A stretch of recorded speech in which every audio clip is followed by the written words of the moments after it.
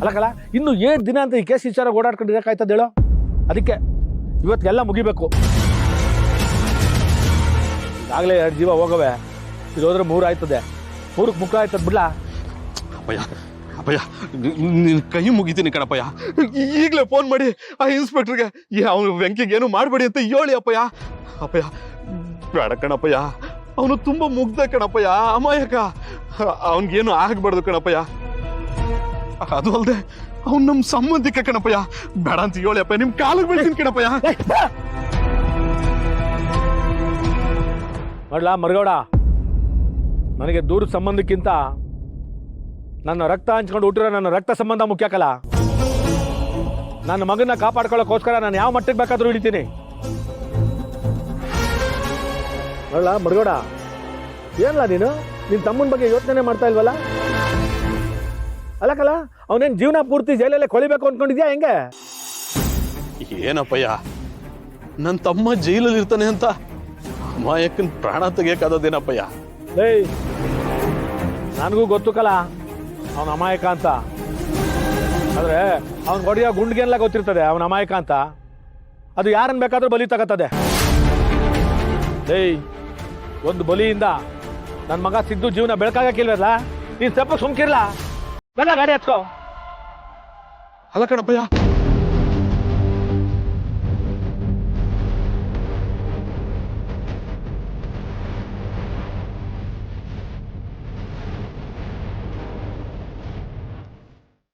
Madam ಅವರೇ, ಆಗ್ಲಿಂದ ನನ್ನ ಇಷ್ಟ ಕಷ್ಟಗಳನ್ನೇ ಕೇಳ್ತಿದ್ದೀರಾ. ನಿಮ್ಗೆ ಏನಿಷ್ಟ ಅಂತ ಹೇಳ್ತಾನೆ ಇಲ್ವಲ್ಲ? ನನಗೇನೋ ಸ್ನೇಹಿತರವ್ರೆ, ನನ್ನ ಇಷ್ಟಗಳೇನು ನನ್ನ ಕನಸುಗಳೇನು ಅಂತ ನಿಮ್ ಖಂಡಿತ ಅವ್ರನ್ನ ಕೇಳಿ ತಿಳ್ಕೊಂಡಿರ್ತೀರಾ ಅನ್ನೋದು ನನಗೆ ಚೆನ್ನಾಗಿ ಗೊತ್ತದೆ. ಆದರೆ ನಿಮ್ಗೆ ಯಾರು ಫ್ರೆಂಡ್ಸ್ ಇಲ್ವಲ್ಲ ಮೇಡಮ್ ಅವರೇ? ನಿಮ್ಮ ಇಷ್ಟ ಏನು ಅಂತ ನಿಮ್ಮ ಹೇಳ್ಬಿಡಿ, ಪ್ಲೀಸ್ ಪ್ಲೀಸ್ ಪ್ಲೀಸ್ ಹೇಳ್ಬಿಡಿ ಮೇಡಮ್ ಅವರೇ. ನಿಜ ಹೇಳ ಸಿದ್ದು ಅವರೇ, ನನ್ನ ಆಸೆಗಳನ್ನ ಪಡ್ಕೊಳ್ಳೋ ಹಾಗೆ ಅಥವಾ ನನ್ನ ಕನಸುಗಳನ್ನ ಈಡೇರಿಸೋ ಹಾಗೆ ನನ್ನ ಜೀವನ ಇರಲಿಲ್ಲ ಸಿದ್ದು ಅವರೇ. ಅಪ್ಪ ಅಮ್ಮನಿಗೆ ಎಷ್ಟೇ ಕಷ್ಟ ಇದ್ರೂ ನಮಗದು ಗೊತ್ತಾಗದೇ ಇರೋ ಹಾಗೆ ನಮ್ಮನ್ನು ಬೆಳೆಸಿದ್ರು.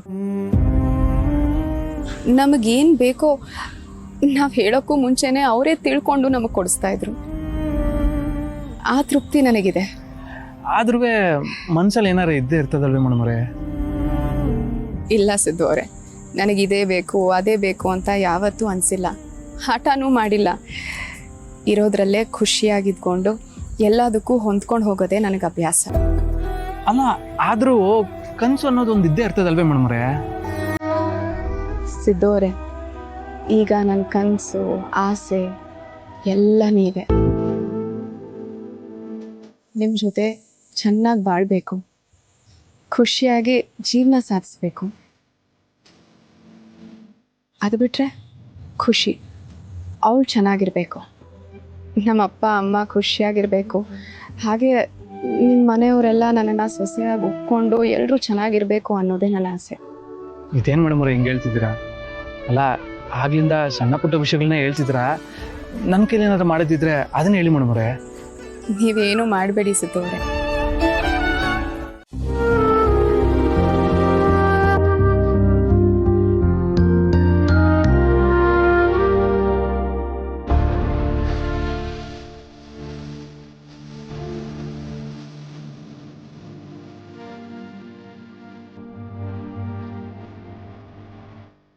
ನಮ್ಮ ಮನೇಲಿ ಏನ್ ನಡೀತಿದೆ ಅಂತ ಭಗವಂತನೊಬ್ಬನಿಗೆ ಗೊತ್ತು. ಕಷ್ಟಪಟ್ಟು ಕೂಡಿದ ದುಡ್ಡನ್ನೆಲ್ಲ ಮಕ್ಕಳ ಹಂಚಿ ಕೈ ಖಾಲಿ ಮಾಡಿಕೊಂಡೆ. ಸ್ವಲ್ಪ ದುಡ್ಡು ಉಳಿಸ್ಕೊಂಡಿದ್ನಲ್ಲ, ಅದರಲ್ಲಿ ಲಕ್ಷ್ಮಿಗೆ ಮಾತು ಕೊಟ್ಟ ಹಾಗೆ ಮನೆ ಅಡಿಪಾಯನಾದರೂ ಹಾಕಿ ಮನೆ ಕಟ್ಟಕ್ಕೆ ಶುರು ಮಾಡೋಣ ಅಂತ ಅನ್ಕೊಂಡೆ. ಅಷ್ಟರಲ್ಲಿ ಸಂತು ಹರೀಶಿಂಗ್ ಏನೋ ಕಷ್ಟ ಅಂತ ಬಂದ್ರು. ಅಷ್ಟು ಹತ್ತು ಕರೆದು ಕೇಳ್ಕೊಂಡಾಗ ನನ್ನ ಹತ್ರ ದುಡ್ಡಿಟ್ಕೊಂಡು ಕೊಡಲ್ಲ ಅನ್ನೋದಕ್ಕೆ ಬಾಯೇ ಬರಲಿಲ್ಲ. ಲಕ್ಷ್ಮಿ, ಹಾಗಂತ ನೀನು ಕೊಟ್ಟು ಮಾತಿಂದ ತಪ್ಪಿಸ್ಕೊಳ್ತಾ ಇದ್ದೀನಿ ಅಂತ ಅನ್ಕೋಬೇಡ. ಏನೋ ಸ್ವಲ್ಪ ಕಷ್ಟದ ಕಾಲ, ಎಷ್ಟೇ ಕಷ್ಟ ಆಗಲಿ ಲಕ್ಷ್ಮಿ, ನಾನು ಮನೆ ಕಟ್ಟಿಸ್ತೀನಿ ನಿನ್ನ ಕೈಯಿಂದನೇ.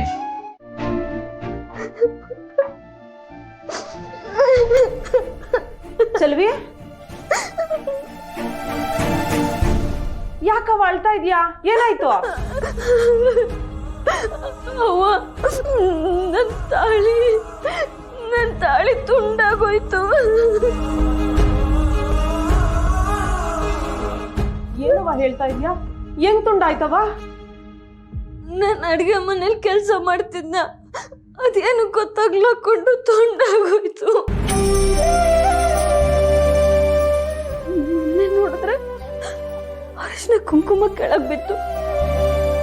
ಇವತ್ ನೋಡಿದ್ರೆ ನನ್ ತಾಳಿನ ತುಂಡಾಗೋಯ್ತು. ಅವ್ವ, ಇದೆಲ್ಲ ಅಪ್ಸಕುನ ಅಲ್ವಾ? ನನ್ನ ವೆಂಕಿಗೆ ಏನಾದ್ರು ತೊಂದ್ರೆ ಆಗ್ಬೋದಾ?